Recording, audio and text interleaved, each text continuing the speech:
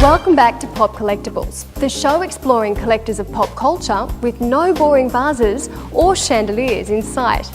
And now we've found a young Kiwi who's obsessed with Michael Jackson. We've found another passionate collector. This time we're in New Zealand with Holly Tremaine. Hi, Holly. Hi, DJ. You're a massive Michael Jackson fan. What drew you to Michael? Well, originally it was the dancing. I find him mesmerising, and the way he moves is just like nothing else on earth. When I first started as a Michael Jackson fan, I can remember washing my parents' car for weeks on end to save up enough money to buy Thriller, and I was about 7. 7, and you've been a fan now for 20? Over 20 years. At that time I grew out of it, maybe. What is his appeal? What do you love the most about him? He's such an enigma. He's not somebody that anybody really knows and really understands. He gives us all this, drip feeds us this information about him, and we think we know him from what we learn in the media, but the number of people who really know Michael are so few and far between, and he likes it that way, and it fascinates me. Tell us about your collection. What do you mainly collect? I mainly collect pictures of Michael. I've got over 100 posters, mostly A3 size, and anytime I see him anywhere, be it in a magazine, newspaper, have to have a picture. It's an escapism, I suppose. I watch Michael and I can go to a different place, and if I'm having a shitty day at work, I can come home, put Michael on and forget about everything. It's good. What is it about him that makes you so happy? The music. I've always been really into music. My mother says I was dancing before I could walk, and Michael's dance music to me just drives me. It's great. Holly, are there collectibles you wish you had but you don't have?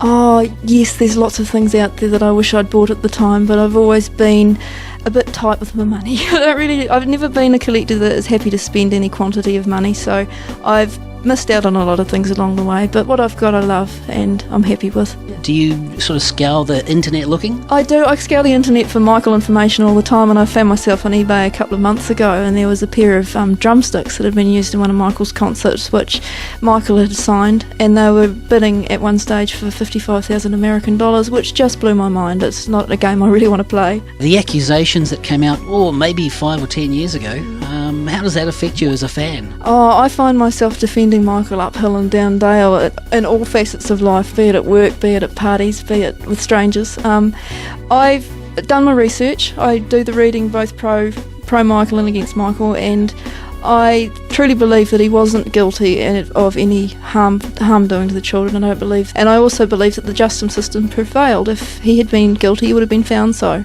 So after doing all my reading, that's how I stand. I don't know if it's 100% correct, but I'm a fan.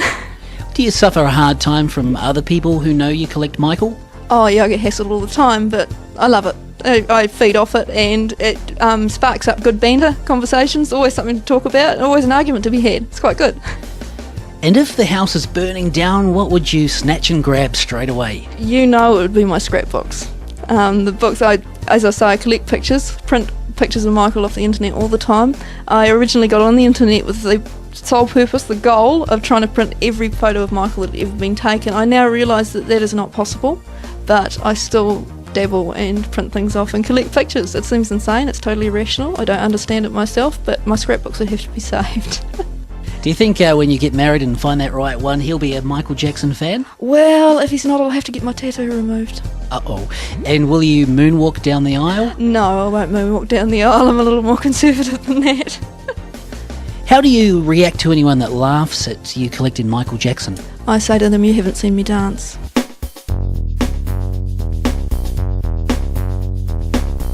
What do you expect from Michael in the future? I don't know. I would love to think that he'll go back to recording and we might get some more Michael Jackson videos, because they're what I live for. Holly Tremaine, thanks for showing us around. It's my pleasure, DJ. Did you ever read comics when you were younger? Well, some people not only read and collect them, but sell them for huge amounts of money. But to make the real money, you've got to keep them in mint condition. We're about to find out the best way to do this with our segment on caring for comics. Comics have been around for a very long time, but are recently becoming more popular with the release of movies such as Batman, Superman, and the Fantastic Four. But comics aren't just entertainment value, they also mean big business. Jason, why have comics lasted so long in popular culture? Well, I think it's got to do with the quality of the classic characters like Superman, Batman, and Spider-Man. You start reading these books when you're young and you just never leave the characters. What is the highest price paid for a comic, and which one? probably about 450,000 US, which was Action Comics #1, the first appearance of Superman from 1938. It's a pretty important comic, it's the first ever superhero. The second is probably Detective Comics #27, which is the first appearance of Batman from 1939, which is about 380,000. What is the best way to preserve your comics? Well, your best and simplest way is put them in a simple bag and board just like this. You want to use an acid-free bag, an acid-free board, and keep them upright in a comic box. What is it that makes them deteriorate? Generally, it's got to do with bad storage conditions, either in direct sunlight or in a dark, damp place where mildew and moisture can get in and just wreck them. Now there's a new process gaining popularity called CCG grading. What's that about?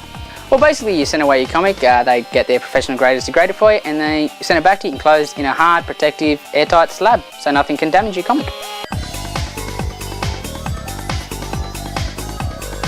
Are comic statues becoming the new pop collectible? I think so. Over the last few years there's been a lot more companies producing a lot more busts, full sizes, and props like this full-size Thor hammer. They're generally made out of cold cast porcelain or a resin, and usually limited editions like collector's items. They can go anywhere between $300 to $500 for a full-size statue. We also have a few groups that can be like the X-Men and Transformers that can be into the thousands.